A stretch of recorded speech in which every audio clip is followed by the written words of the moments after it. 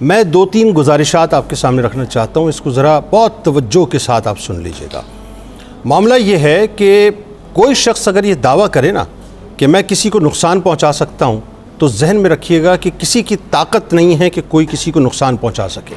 اسی انداز سے اگر کوئی آپ سے یہ دعویٰ کرے کہ میں آپ کو کوئی فائدہ دے سکتا ہوں، تو اگر میرے رب کا اذن نہ ہو تو کوئی کسی کو فائدہ تک نہیں دے سکتا، یعنی اللہ کے اذن کے بغیر کوئی کسی کو نقصان نہیں دے سکتا اور اللہ کے اذن کے بغیر کوئی کسی کو فائدہ نہیں دے سکتا۔ بدقسمتی یہ ہے کہ آج اگر آپ پورے پاکستان پہ نگاہ ڈالیں،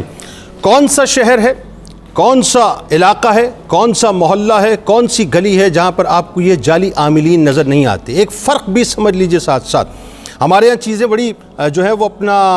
غلط ملت ہو گئی ہیں صاحب، کہ جو لوگ اللہ اور اس کے رسول صلی اللہ علیہ وآلہ وسلم کی شریعت پر عمل کرتے ہیں، یا اللہ سے خوف کھاتے ہیں، یا جن کا اٹائر، جن کا رہنا سہنا، جن کا اٹھنا بیٹھنا، جن کا چلنا پھرنا سب شریعت کے دائرے میں ہے، وہ بالکل ایک مختلف لوگ ہیں۔ میں ان کی بات ہی نہیں کر رہا، یعنی ان سے تعلق رکھنا، ان کے پاس جانا یا ان سے روحانی علاج کروانا ایک بالکل ڈیفرنٹ سبجیکٹ ہے۔ لیکن وہ لوگ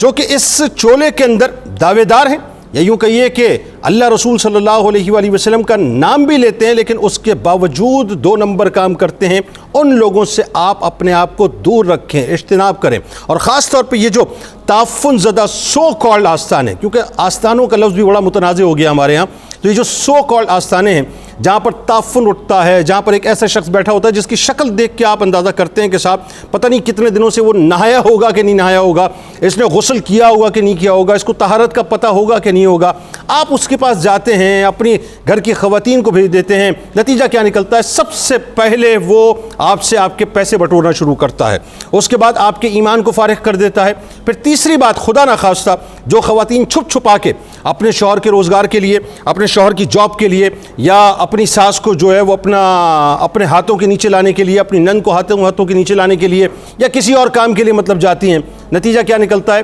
وہ پیسے بھی دیتی ہیں، وہ اپنا ایمان بھی خراب کرتی ہیں، وہ اپنی عصمت بھی برباد کرتی ہیں۔ لہٰذا میں گزارش کروں گا ان تمام لوگوں سے، تمام پاکستانیوں سے، خدا کا واسطہ کسی میں طاقت نہیں کہ کوئی کسی کو نفع دے سکے یا کسی کو نقصان دے سکے۔ اس طرح کے جعلی عاملین سے اپنے آپ کو مکمل طور پہ دور رکھیں۔ آپ اپنا پیسہ بھی برباد کریں گے، اپنی عزت بھی برباد کریں گے اور اپنا ایمان بھی برباد کریں گے۔ اور میں حکومت پاکستان سے گزارش کرنا چاہوں گا، خاص طور پہ جو ہماری ٹرانسمیشن ہے، اس ٹرانسمیشن کے توسط سے خدا کا واسطہ مجھے سمجھ نہیں آتا کہ ہماری جو